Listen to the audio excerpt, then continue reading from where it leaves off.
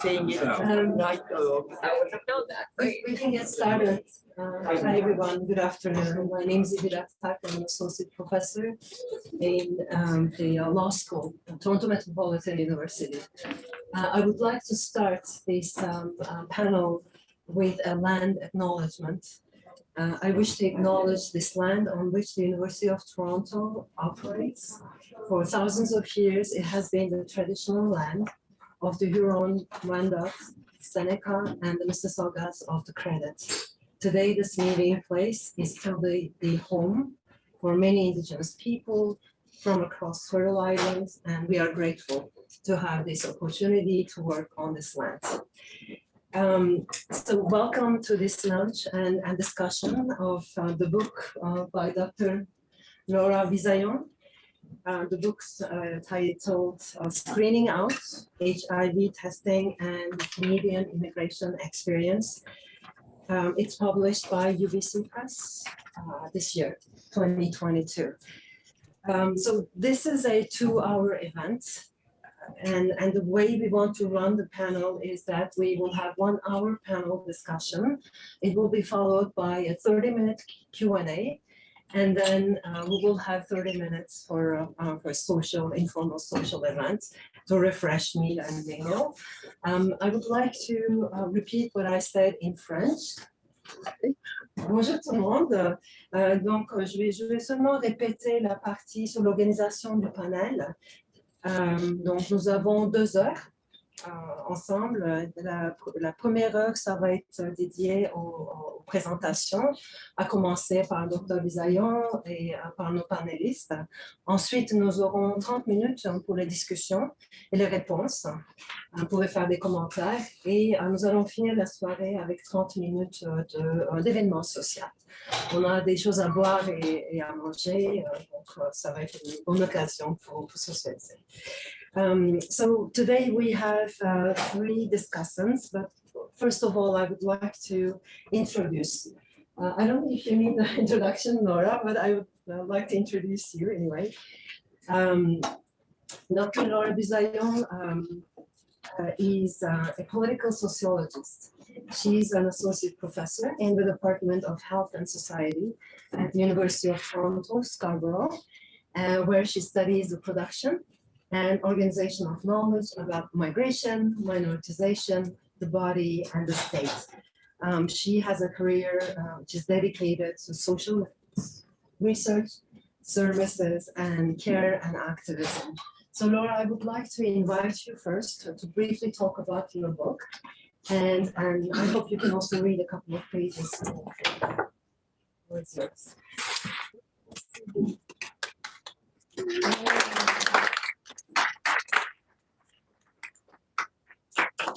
Thank you for the round of applause. Thank you to Idil and to my colleagues who have accepted to be panelists this evening.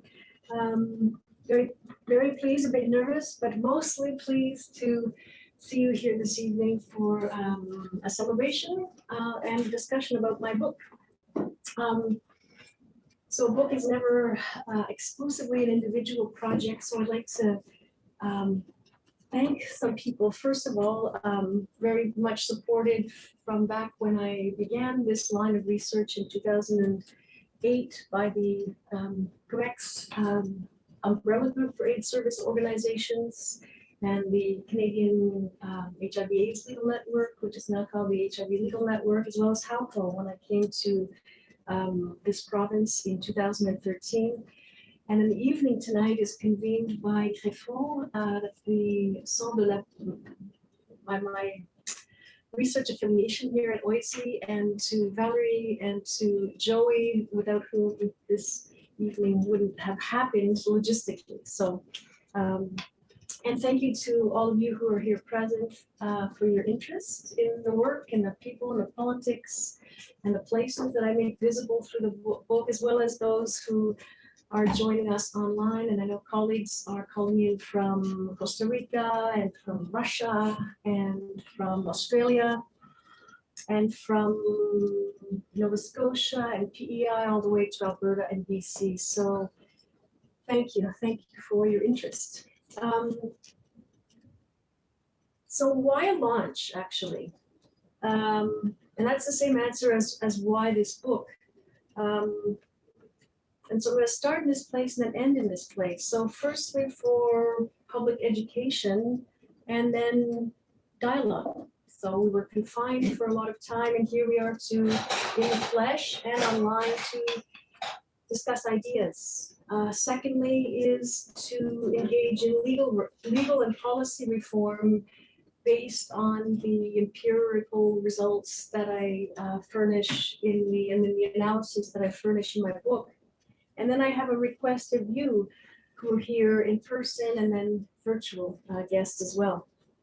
So let me ask here for those present, who has experience with the Canadian immigration medical examination, either inside or outside of Canada? Okay, so a good number of people. Well, so you've sat with a doctor, an immigration doctor, eye to eye, you've been assessed, and you have been screened as a normal person. A medical file has been made up about you, and you have undergone medical examination, and you have been admitted to Canada. That's terrific, and happy that you're here. So there's some lived experience in the room. This requirement to visit the immigration doctor is one of the highest priorities within the Canadian immigration program. There are about 925,000 immigration medical examinations that are done annually for the Canadian government, and it happens most of the time outside of Canada, inside the country as well. Okay, so what is my book about? What is this book about? And my colleague Jan Farmer is going to be passing around a version of the book. I said, while I talk about it and while you hear about it, I'd like you to be able to sort of experience it paper and then flip through it. So what is the book? What is the book about? The book is an analysis of the Canadian immigration system, and specifically its medical program. And it's from the perspective of people living with HIV who aspire to live here permanently. And through their efforts to settle, what happens to them is the state draws HIV-specific attention to them across time and place in ways that are above and beyond the scrutiny that it accords with any other medical condition. So it's World AIDS Day tomorrow. And I'd like to thank my colleague who's in the audience, who's also read the book, Adrian, who helped me prepare a media release that speaks to the book, to the event, and the issues, and the need for then public conversation, public education, and legal and policy reform on the issues. Right. So let me tell you about the book. So it's a 5-chapter book, and how it's structured is a back and forth exchange between a woman named Martha, who's a sub-Saharan African woman who's applying to immigrate to Canada, and Dr. Meron, a doctor of Western European descent who's working as a contractor for Canadian immigration. And so through their exchanges and the events to which Martha's HIV diagnosis gives rise, the reader learns how the Canadian government's ideological work or theoretical work related to mandatory HIV screening and the medical examination ushers in a set of institutional practices that are highly problematic for would-be immigrants with HIV, for state functionaries, for doctors, general practitioners who are self-employed, private sector lawyers, and other practitioners associated with the HIV-related services whose labor and bank accounts tether them to the immigration system inside and outside of Canada. So what my book is a book of sociology, and I've told it in a story-driven or a narrative-driven analysis. So it's a story. And what I do is I show how things work within an otherwise opaque, large, multi-parted, inside and outside of Canada bureaucracy from the very perspective of those toward whom exclusionary health policies and practices are directed. Specifically, new immigrant and refugee people with HIV and their families in interaction with social services, with public health services, with clinical and legal and housing, and the legal system, the administrative system, disability systems, community level service providers, aid service organizations inside and outside of Canada. So I've been working on this issue for a long time, since 2008.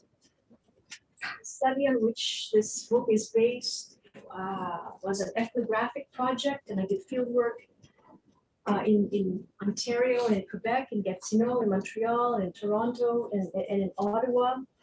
Met people from 23 countries, as well as nurses and social workers and doctors and some legal aid lawyers who were in this room, doctors who send their regrets for today. Primarily in French, but in English as well, and then through interpretation. So in the book that's going around, you're going to see 3 illustrations. So I'm sort of a closet or closeted geographer. And so you'll see a map on page 20. You'll see 2 figures on pages 39 and 122, and that shows a visual, it's a heuristic to help the reader understand what being diagnosed with HIV as part of the government's mandatory requirement for immigrating looks like from the diagnosis and then through the institutional maze that the immigration system is, or the immigration application health work that people undergo. What's my time? Any fun?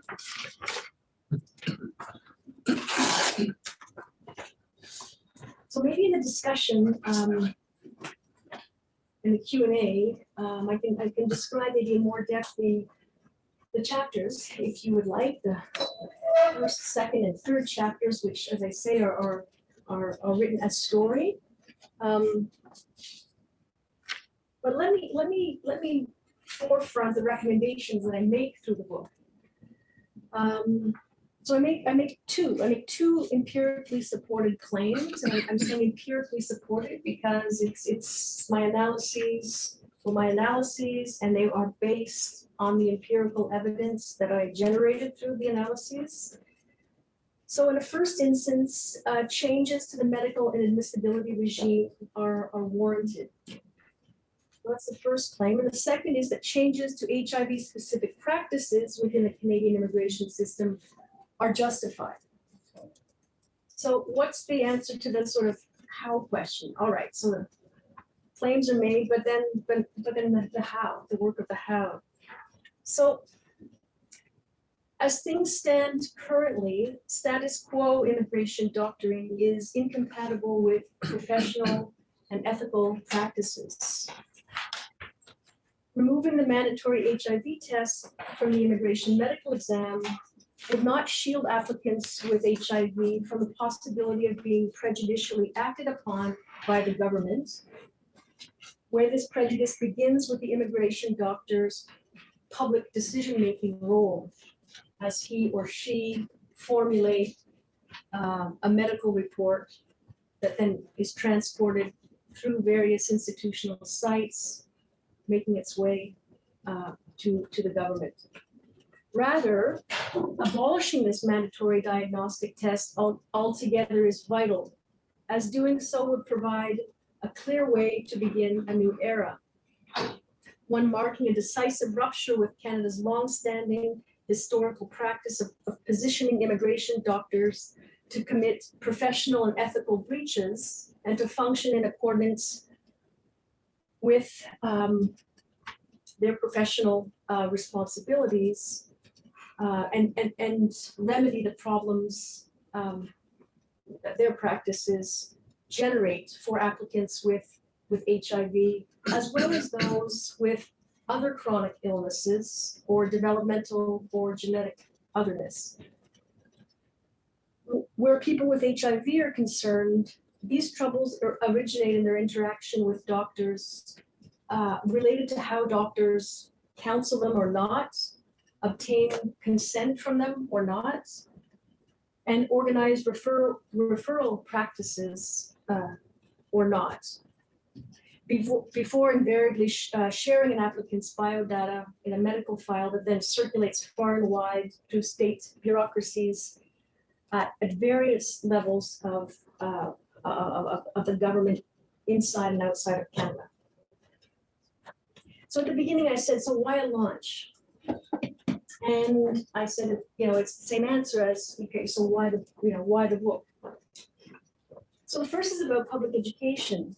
So as it happens, we, the Canadian public, know woefully little about what actually happens within the immigration system. We know woefully little about the immigration system, let alone about its medical program and its medical inadmissibility regime. And yet it's a core institution in Canada. We learn at university and at grade school, we learn about the parliamentary system, we learn about how we elect people and so on, but we don't learn about the immigration system, and yet the federal system sets out to achieve 500,000 new migrants as its target next year. So to quote from a number of people, in addition to those who generously supplied the blurbs on the back cover, lawyers, doctors, academics, peer reviewers, quote, I'm astounded at how ignorant I am of immigration policies. Who can take all the blows described and still carry on? I was almost overwhelmed by the sheer complexity and intricacies of what has remained a largely opaque and publicly unknown bureaucratic process. Another reader said, my read of this was, I read this compulsively. This was a page turner. Simon, who is a colleague from New York at the back of the room, said, this isn't necessarily an easy read, but it's a readable one. It's an accessible one. It was so good. I devoured it. So second is the issue of legal and policy reform. So through the book, we now know how the immigration system works from the perspective of the person diagnosed with a chronic illness or a developmental or a genetic condition, the specific study on HIV and its particularity within the system. We know how it works. We now know how the medical system works, and we can't unknow it. We can't then unsee it and the harms that are produced by what is institutional disableism that's written into policy and law and that gets carried out in people's practices inside and outside of Canada. And so the analysis and results discussed provide a robust empirical basis for the evidence-informed and, importantly, doable recommendations that I make in the conclusion. And so last is a request. And so that's a request of all of you that are here to support me, to support the book, but who are also interested, I will assume, in the people and the places and the politics that I make visible through the book, is to take what you hear and carry it into your lives and tell at least one other person that you know about the book, about the findings. So I would like that we as Canadians or permanent residents cease our unwitting support of structurally initiated problems that are happening within our immigration system, both inside and outside of the country. And I will end by reading a passage toward the end of the book on pages 171 and 170, 171. Right. For one thing, the doctoring work done in the medical examination is organized outside of the applicant's subjective interests. The individual's personal concerns are elided.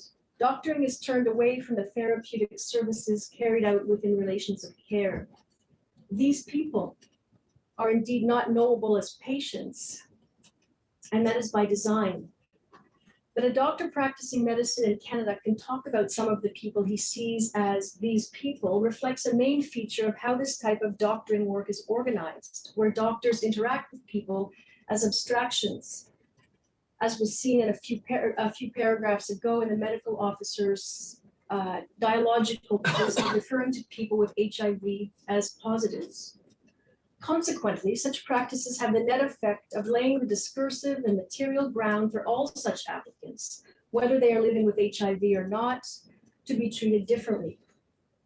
What happens, in turn, is that people per se vanish to be reborn as diagnostic and checklist results and to be summarized and medically managed in files as cases or positive or as these people rather than as sentient beings.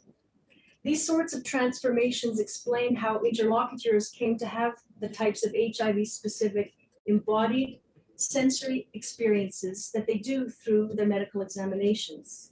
For example, Pauline used her working knowledge of universally good public health practice and patient care to describe what could or should have occurred at diagnosis. Yasmin and Dagmawi, made hypervisible in ways they resented, were unseen and uncared for as humans, and thus emerged from seeing the doctor feeling simultaneously superfluous and ashamed.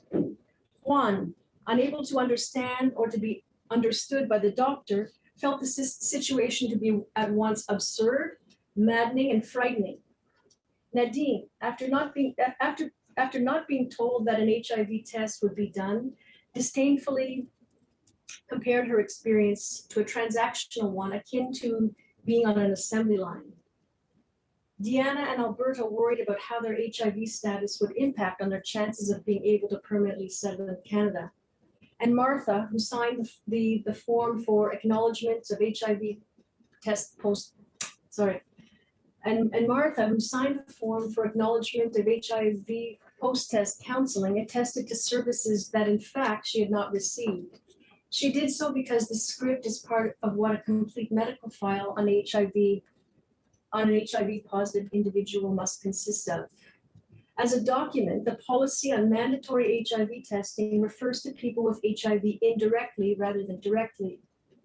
People are visible through the actions that state agents are instructed to impose on them.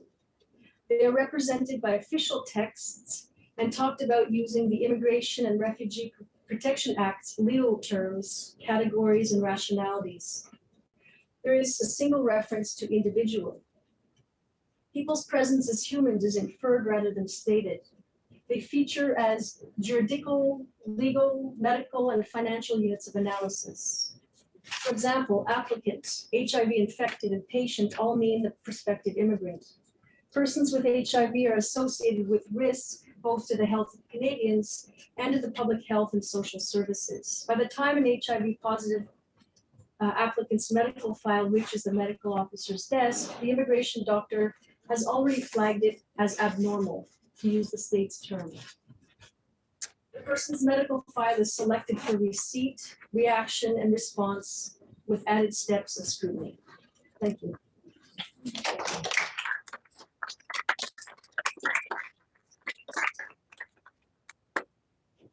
Thank you very much, Laura, for briefly presenting your paper and also for sharing this excerpt with us. It's very powerful and speaks to the dehumanizing aspect of our immigration process.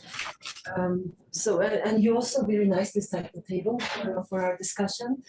We have 3 discussants, and we will start with Dr. Mykhalovskiy, who is a professor in the Department of Sociology at York University, Eric extensively published on global public health, HIV, AIDS criminalization.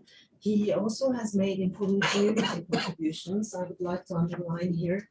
In these areas, he, for instance, served as Canadian HIV/AIDS Legal Network Board of Directors member from 2017 to 2020. So the floor is yours.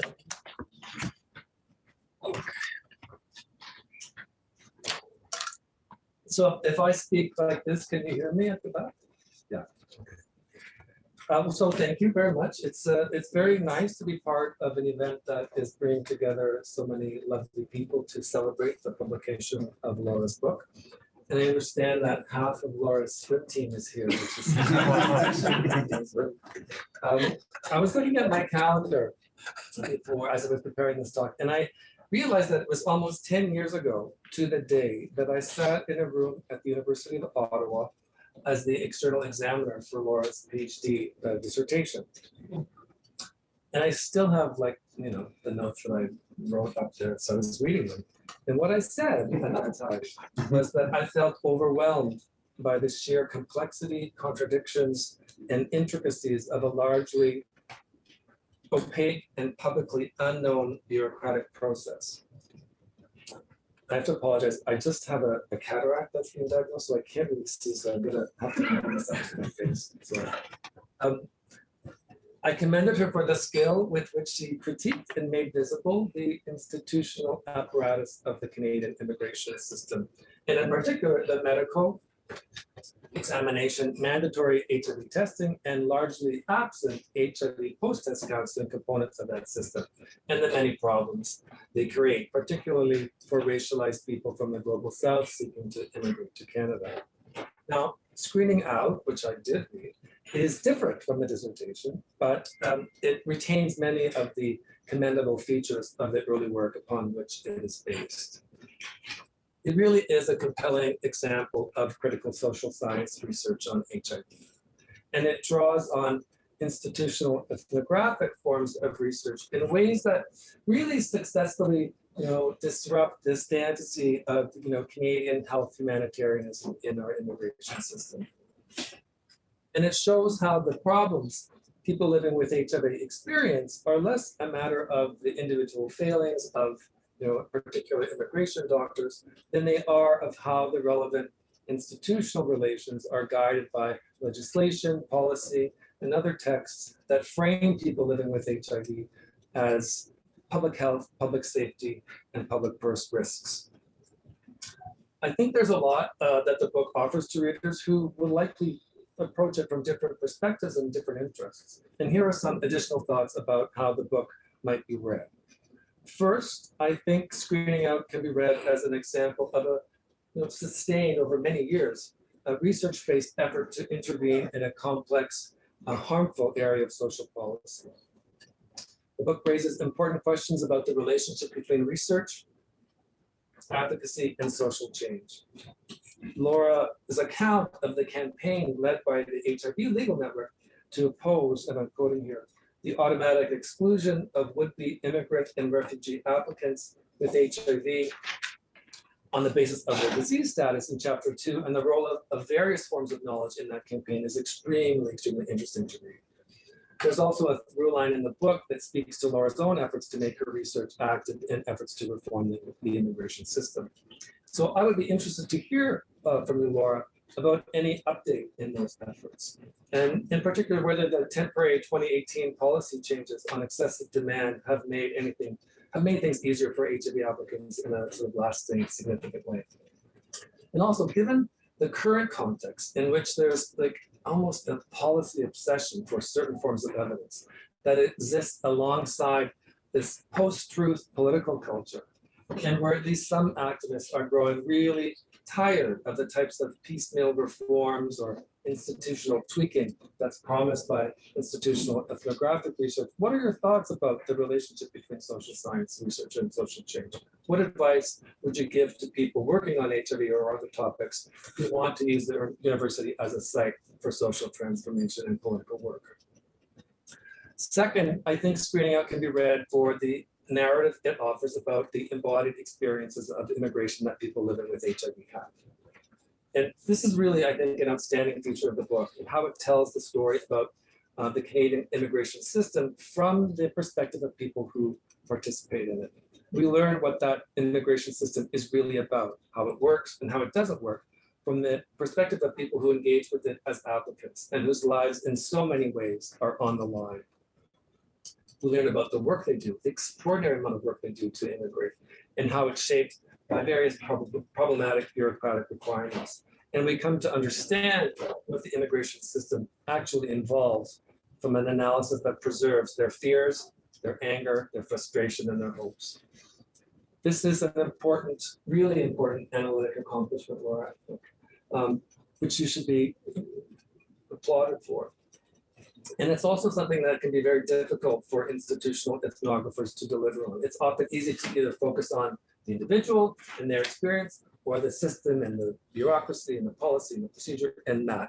But rarely is it possible to do both at the same time. So I would be interested, Laura, to hear more about how you made that possible. And my sense is that your choice to ground your narrative in the experiences of a single participant, Martha, was really successful writing strategy. And that's quite unique and unusual for an interview-based study to do that. So how did you come up with that decision? What made you do that? And then do you have some thoughts about how you would hope that your book might influence future generations of institutional ethnographers who are trying to write in creative ways and navigate that tension between writing about the system, the institution, and also, but from the standpoint of people who are subject to its procedures. So I'd be very interested to hear your thoughts on that. And finally, one can read the screening out for the critique it makes of the work of immigration doctors. It is, after all, a book about medical examination and mandatory HIV testing in immigration. It raises challenging questions about the limits of clinical practice, particularly when doctors are working in administrative settings or are fundamentally engaged in administrative work. After reading the book, it was kind of hard for me not to think about immigration doctors as these like white retirement age, totally out of date dinosaurs processing forms with their eyes on the fees that they earn. But Laura, for the most part, steers away from that type of caricature. She shows that post-test counseling doesn't happen during the immigration medical examination because of bad doctors, but because it is organized not to happen, as she puts it. She shows us that immigration doctors don't really function within the immigration system as practicing clinicians, as much as they function as administrative actors whose work is about fact-finding and creating a medical file to be used in a subsequent decision-making process about medical admissibility. Overall, I think Screening Out expresses really the best traditions of care in scholarly work and writing. It expresses that care even as it shows how care and respect for people living with HIV is largely absent from the Canadian system. The book contributes in important ways to a scholarly community of support for people living with HIV, of support for equitable systems free of HIV-related discrimination, stigma, and harm. And for that, I think we should be all deeply grateful. Thanks.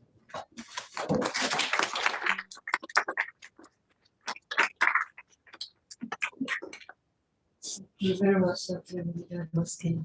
Our second discussant today is Professor Donna Gabaccia. She is a professor emerita in the Department of History at the University of Toronto, Scarborough.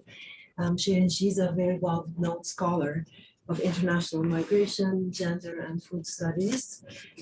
Dr. Gabaccia extensively published on US immigration, migration in world history, the history of the worldwide Italian diaspora.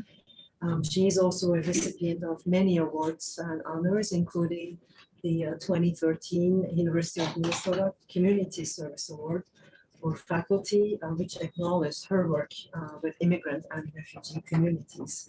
Professor Gabaccia, over to you. Thank you. Thank you. Let me first express my thanks to Laura and to others for welcoming me as a participant on this panel. And I very much regret not being able to attend in person today. You'll probably hear it in my voice because paradoxically, it was a combination of illness and international travel that rendered me temporarily immobile and unable to attend a book launch that, after all, addresses illness and international mobility. As Idil indicated, I am not a specialist on the intersection of medicine and Canadian immigration generally, or on HIV positive immigrants more specifically. Instead, I'm an historian who tries to bridge the humanities and social sciences by exploring human mobility over the very longue durée.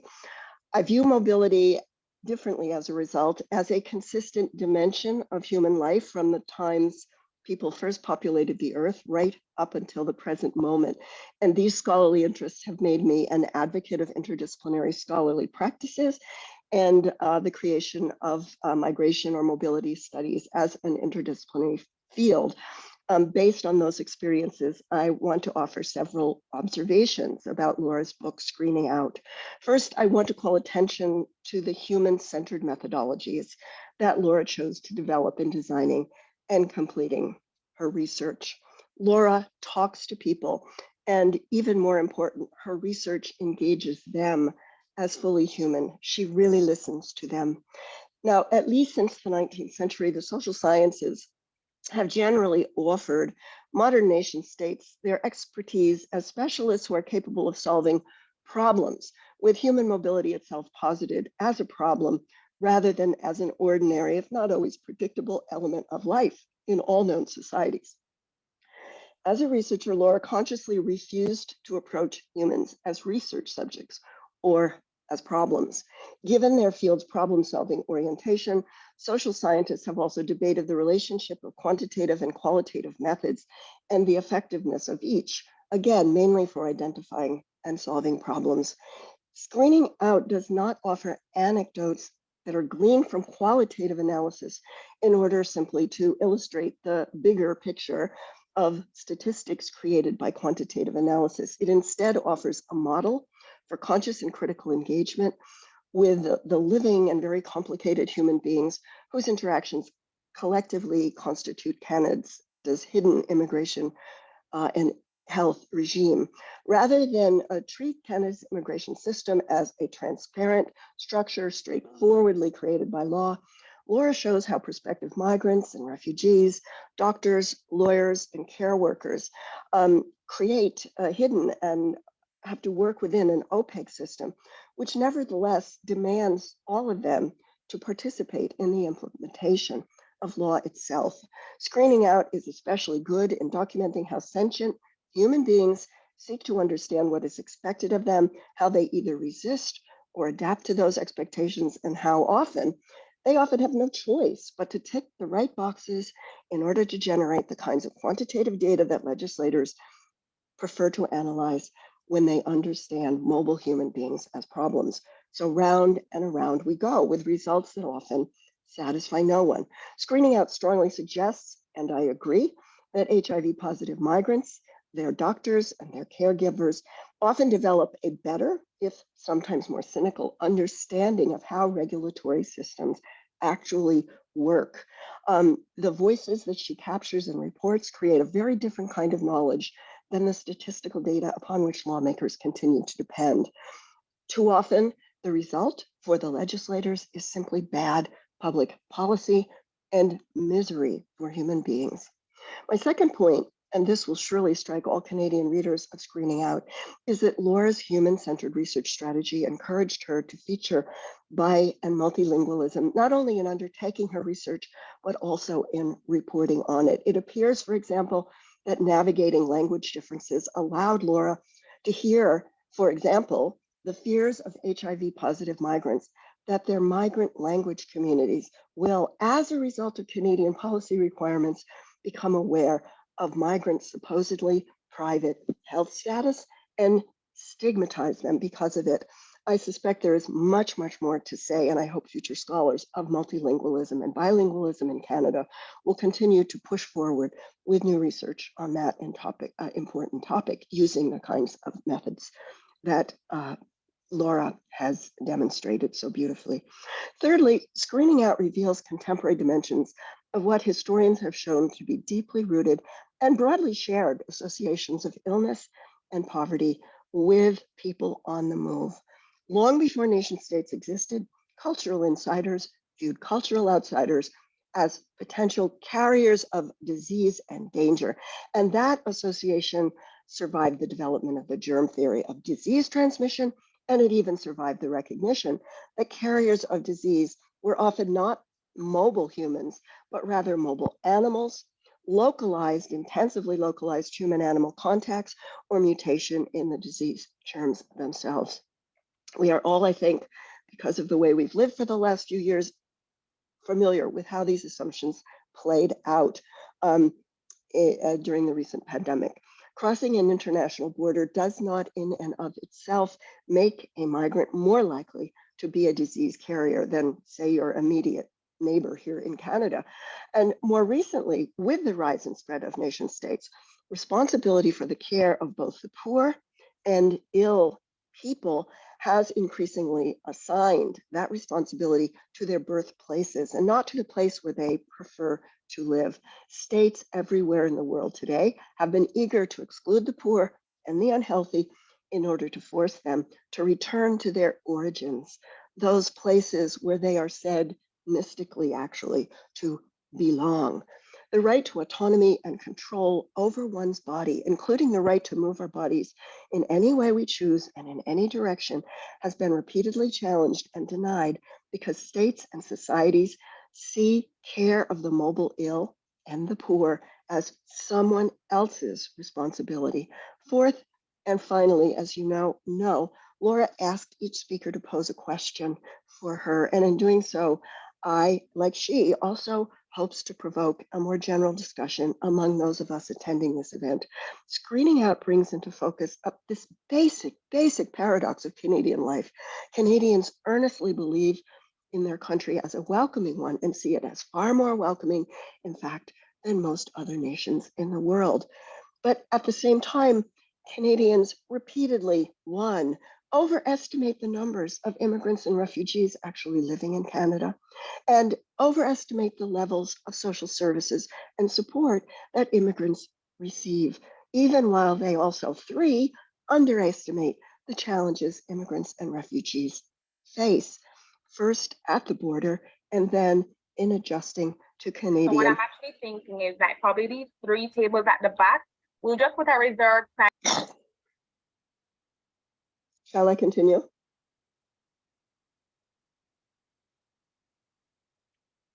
Shall I continue? Yes. Okay, thank you. Canadians simply do not understand the heroic investment of time, energy, and resources that immigrants and refugees make in order to navigate the complex bureaucratic system and the hidden regime that Canada, much like other nation states, creates in order to, quote unquote, manage the movement of people. Now, my hunch is that most Canadians actually do not know that Canada is an anomaly among wealthy nations in persisting in making HIV positive status a barrier to residence and inclusion. And this fact is simply a stark refutation of the image that Canadians hold so dear of their nation as a welcoming, generous, and liberal nation.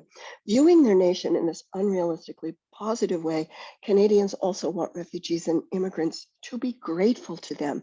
They seem less willing to hear migrant voices or to acknowledge migrants' knowledge of the kind that is highlighted in screening out, which often constitutes a critique of the way the system works.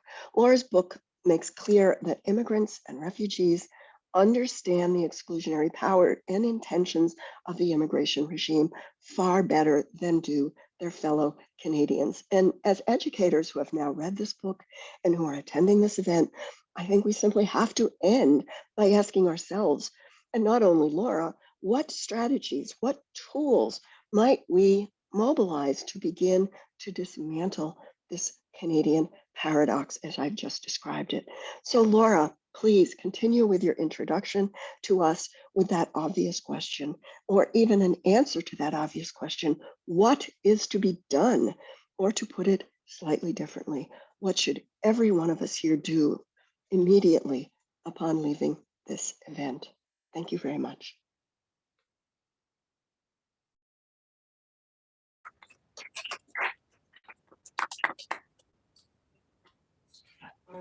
last discussant is Dr. Valentina Capuri. Valentina teaches in the Department of Geography and Environmental Studies at Toronto Metropolitan University. And she teaches in the areas of Canadian immigration, critical race theory, disability, historical geography, socioeconomic geography of Toronto. She is ideally placed to discuss Laura's book because Dr. Capuri recently published a book on the history of medical inadmissibility in Canadian immigration law. And it's titled Not Good Enough for Canada. It was published by the University of Toronto Press in 2020. Thank you. Hey everyone, thanks for waiting so long. So I know that you're all excited to ask your questions, so I try to keep it brief. So first of all, let me explain how I got in contact with this book, the opportunity to read it. So I received a request to write a book review, and so I took it because it was a subject that related very much to my own research. Like as Edel say, I'm an historian, and I have done my study focus on the history of inadmissibility for immigrants with mental, physical disabilities to Canada. So when I saw this book, I said, well, I really want to know what she's found out, just because this field is not very well known, and there are not many scholars that have published on it. So I was really trying to get more information about Laura and about her research. So that's how I got to the opportunity to read it, and I was very much impressed. I love the book, and I think kind of transpired in my review of the book. I was very positive in my comments. So because I did a study, my study, the one that I did previously was mostly from an historical perspective, I never had the opportunity to hear directly from the people that had gone through the immigration history and had been rejected. So I had a very good sense about what were the policies that had been implemented since 1869 to deal with this group of immigrants. I had a very good sense of what was the legislation, what was the approach that the court system in Canada has to this issue, but I really lacked the perspective of those people that went through the system. And I think Laura's book does this extremely well, gives you the opportunity to look at the process directly from the perspective of the people that have been affected the most by this process. So that I was really, really impressed. Another thing that really impressed me very much is how graceful Laura was in her approach to these immigrants that she interviewed and that were struggling to be admitted to Canada. So I don't usually do, because I'm an historian, I don't do really interview with people, but I am a little skeptical of sociologists and other scholars, and I don't want to offend anyone here, because sometimes I have the impression that even if they arrive to good information that are important to, that is important for people to know, sometimes I'm left with the feeling that it's kind of an exploitation of people, experiences, and not done intentionally, but that's my feeling anyway. That's these people are used to reach a goal, to have a paper published or a book published, and then everything is forgotten. And that's not what Laura did. In her book, you can really feel that she has a very strong connection. Just she's very much in support of these people, that she followed the stories, not just because she had a dissertation to complete and eventually a book, but because she really cared. So that was something that touched me a lot. So when I look at the importance of this book, I think that, as Laura was saying when she was speaking at the beginning, probably the biggest thing is that it's going to help to generate awareness about this particular aspect of the immigration system. as a scholar of immigration, when I talk to my students, like, and I have like in the last 10 years, like thousands of students, and almost no one knows about these little aspects of the immigration system.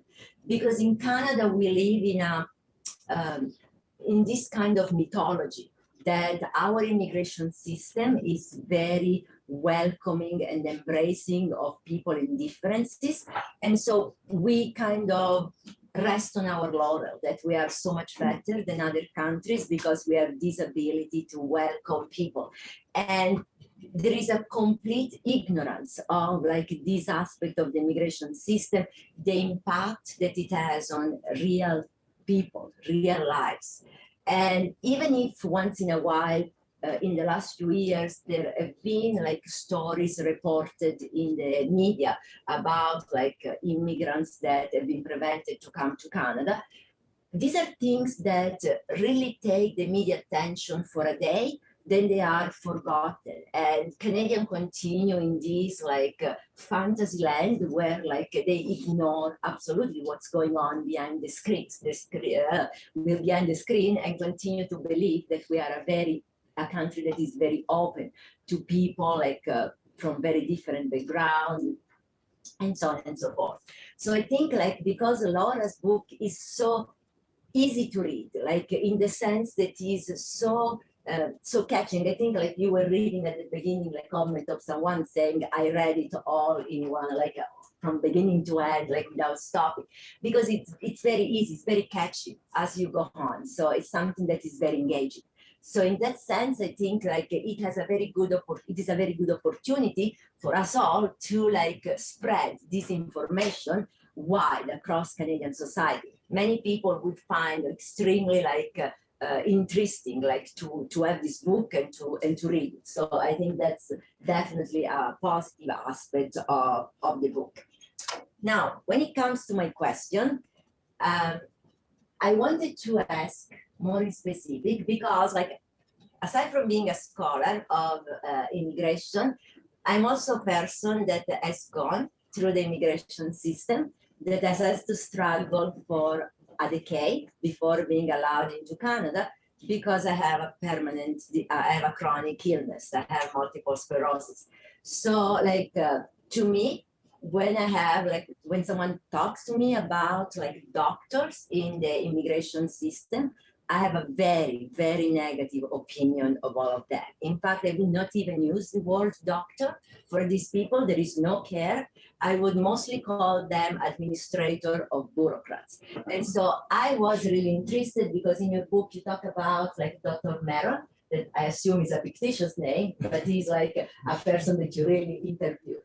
And so I would like to ask you, like, if you had the opportunity to talk with a variety of doctors behind him, and they just didn't make up in the book because it didn't fit in the story. And like, if you had the opportunity to ask them, do they realize actually that what they are doing is not really, has nothing to do with like medicine, has nothing to do with the job of a doctor that has to be empathic toward the patient, care for the patient, that their job is like very different. And so are they aware of this? Are they living in just, again, this fantasy land where they keep believing that they are doctors, but do something that does not actually conform to like the general understanding that we have of what a doctor should do? And like, so that's what mostly my question, like if you had the opportunity to talk with them more in depth and like could elaborate a little bit on what their perspective is. So yeah, thank you very much. Like,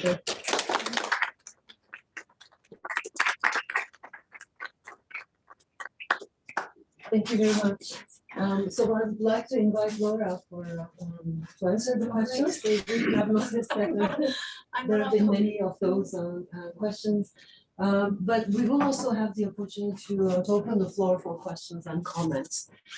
So Laura.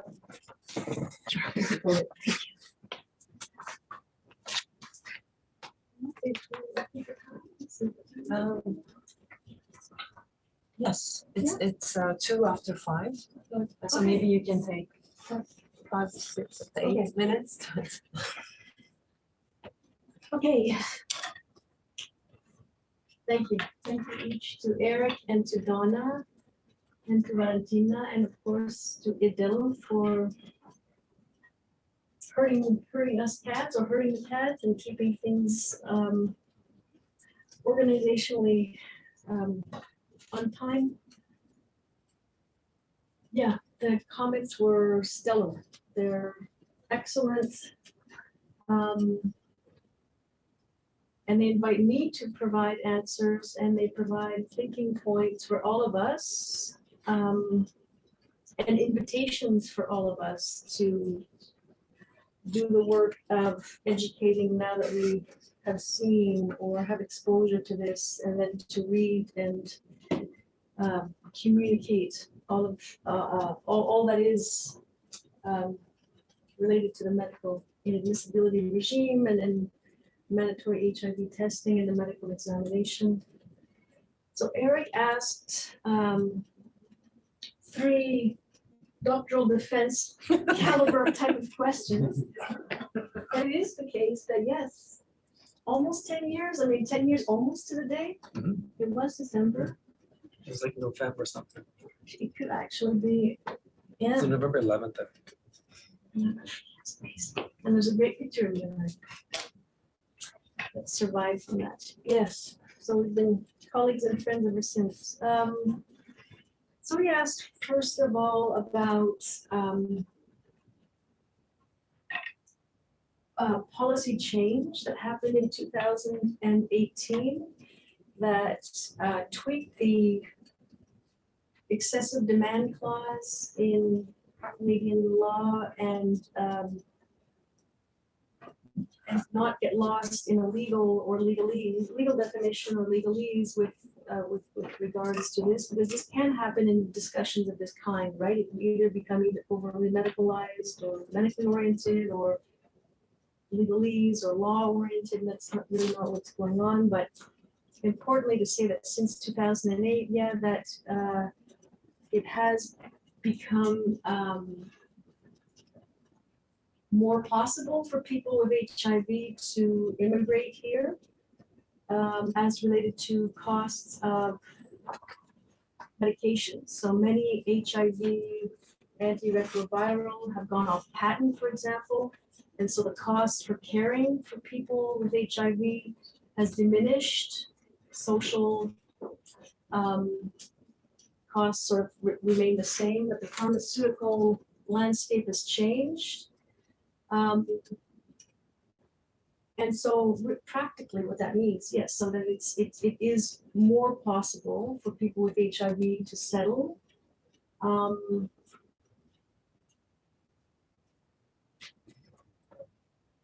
that's a good thing. However, the truth of the matter is, and it is the case that in law and policy, things are awry in that there is still what is called an inadmissibility regime that's predicated on the diminishing and the prejudice of people like Valentina with multiple sclerosis, or people with HIV, or people with a Down syndrome or another genetic condition. So the prejudice that gives rise to discriminatory practices practiced by functionaries, practiced by lawyers and doctors and others that then are enlisted and whose work comes into being or brings into being the immigration system, that doesn't change, right? So yes, some tweaking has gone on, and this is what Canadians are good at. I think pilot project after pilot project after pilot project after pilot project on everything in the kitchen sink. And tweaking is not what is needed. A repeal and a reform so that we can finally, once and for all, do away with prejudice giving rise to these practices that are problematic. So we're living in a moment in time, and this is on the one hand promissory. We acknowledge the lands on which we stand, we acknowledge the resources, the water, the air that we drink and the space that we occupy as being part of a longer story of habitation in this continent and debts to an acknowledgement of people whose land has been taken, unceded. But we also have this moment of thinking very differently about colonial regimes, this sort of decolonizing of all sorts of things. What does that actually mean in practice? In this case, it means rupturing with the remnants of British colonialism that were written into our first Immigration Act. We're now in our fourth, dating from 2001, but written into our laws and therefore in our policies and the guidelines and the instructions that everyone works by, and directly affecting the lives of people who would like to settle here, is this remnant of British colonialism in a way of reifying the body and objectifying the body, and holding up as abnormal and to be something to be looked at from a deficiency perspective, something to have tolerance only for the very fit. And so, I mean, there's a whole line of inquiry that links the Canadian immigration system with, I mean, it is true that, you know, written into our system is the sort of remnants and the sort of traces of eugenics, right? So we no longer discriminate and gatekeep out people based on the color of their skin, and yet we do so intentionally on their bodily status, right? I mean, we all have something, whether it's an HIV, whether it's an MS, whether it's COVID, whether it's whatever, we are all existing with a diagnosis. We are all existing with something that will perhaps, or that will invariably end up in a diagnosis because we won't be here forever, right? So I think it's also an opportunity to say, all right, how are we actually then wanting to relate to each other? How are we wanting to see each other? And to really think differently than in the terms that the legislation, the policy have us think of each other, which is in financial terms.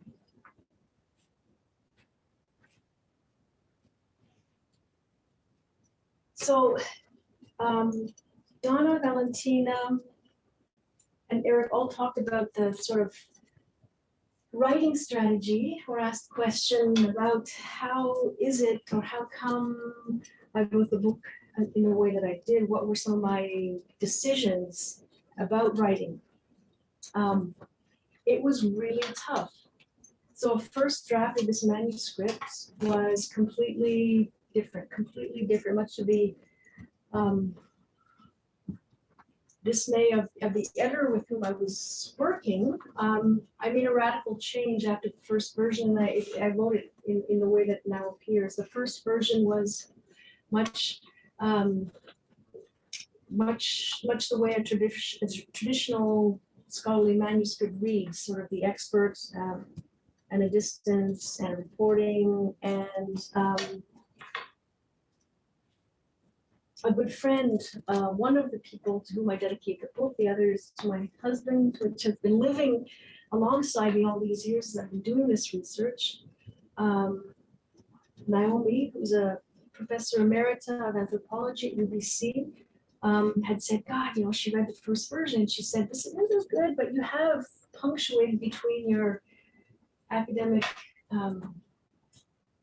hat, you know, you're wearing your academic hat in several of the chapters, and you're, you know, people are punctuated between these sort of expert chapters. And she said, you know, you want to tell a story here, and so I suggest you do just that. So I did. I threw that out the window, and I wrote a book that can be read and that can be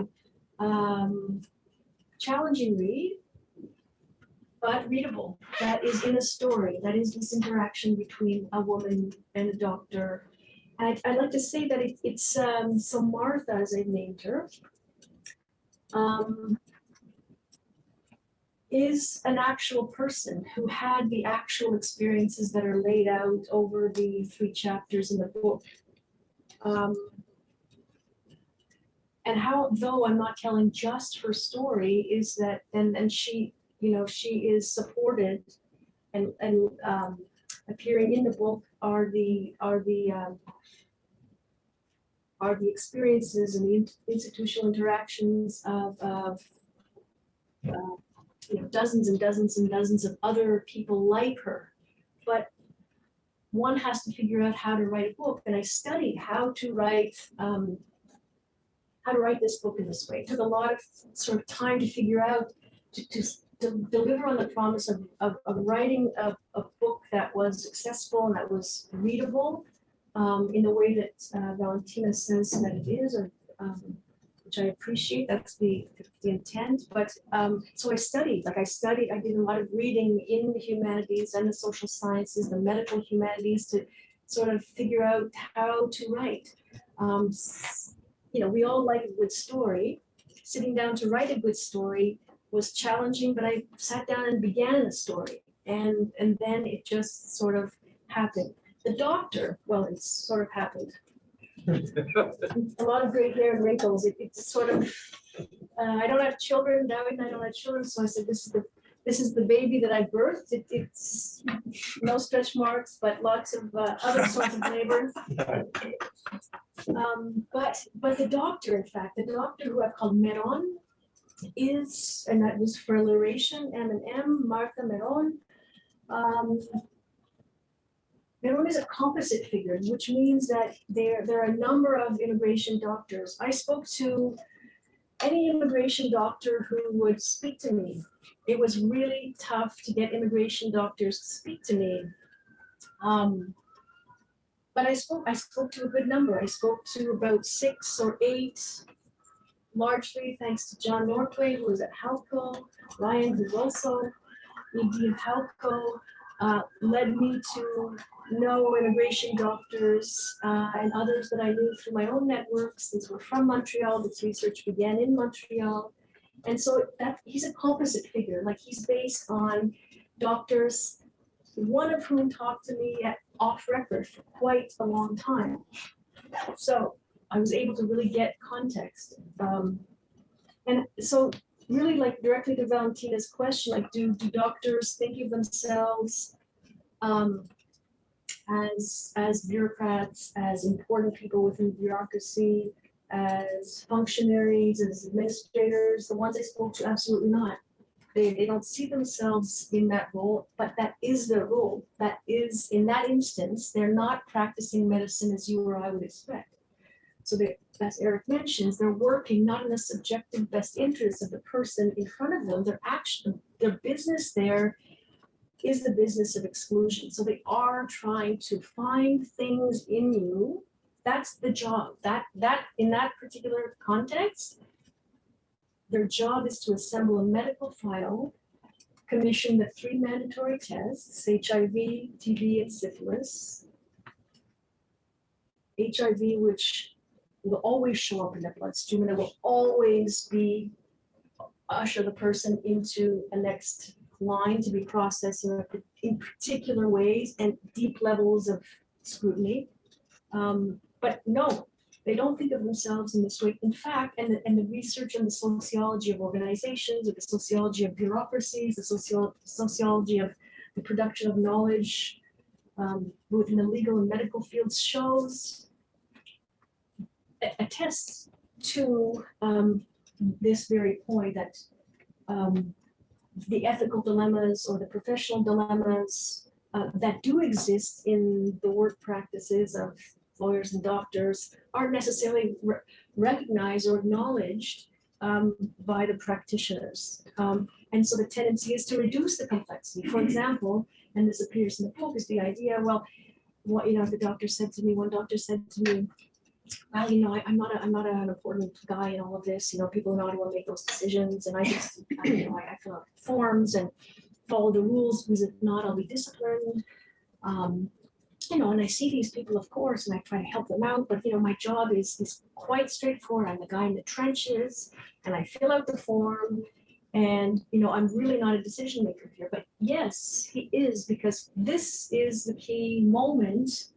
The file that's created is what then makes its way. And on this basis, a person is abnormal or normal, to use the words of the government and the law and the policy, or the policy rather. And it's on this basis that a person will be shown the door or will be allowed to then be processed, allowed to pass go.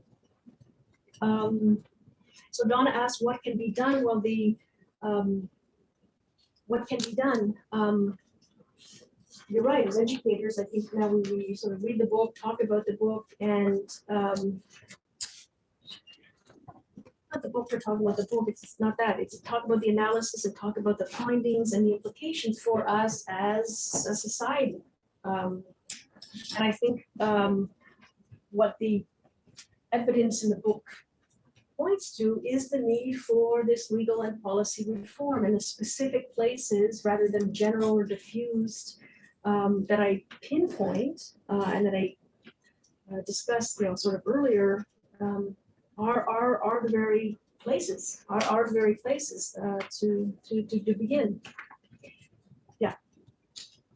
And maybe just in conclusion, before we go to questions online from the online audience and the humans in the room, is that question that Eric asked about, okay, so how to do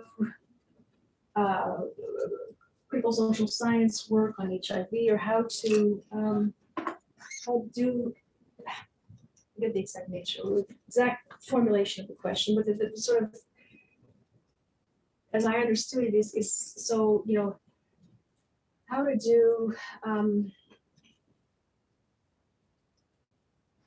how to do social science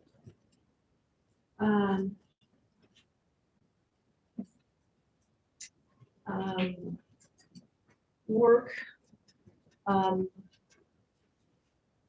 think related to HIV, in the interest of not reinventing the wheel. I think the idea is, and the role for us as social scientists and humanists, is to do good research, is to do robust research that is connected with the real world, the sensual world, the carnal world that we inhabit, is not to do research on people living with HIV that is extremely exhausted, that's 40 years. And it is necessary, and this links, I guess, Eric and Donna's brings their comments together. The only way, I have been working on this for a long time. And it's very hard, it seems to me, to get people to become interested in this for a variety of reasons. I think these findings definitely chafe with, as Donna mentioned, Canadians' notions of themselves, or their notions, or our notions of our social and legal systems, our immigration systems. It certainly chafes with a status quo governance, but it also chafes with what doctors, because doctors are medical entrepreneurs, right? They bill separately within hospitals, or they are contracted by the government to work and to bill for this $200, $300, $400, whatever they set, because it's not regulated or monitored, right? So that my point here is that the immigration system is a huge revenue generator for lawyers in private practice, and for doctors, and for immigration consultants, and it's and I think that's a big part of the problem. So an impediment is, in fact, the private interests that are embedded in and giving rise to the problems that many of the people that I know, Martha and other people living with HIV, the problems they experience, right? And I think those are serious limitations to any legal reform or any policy reform for that matter.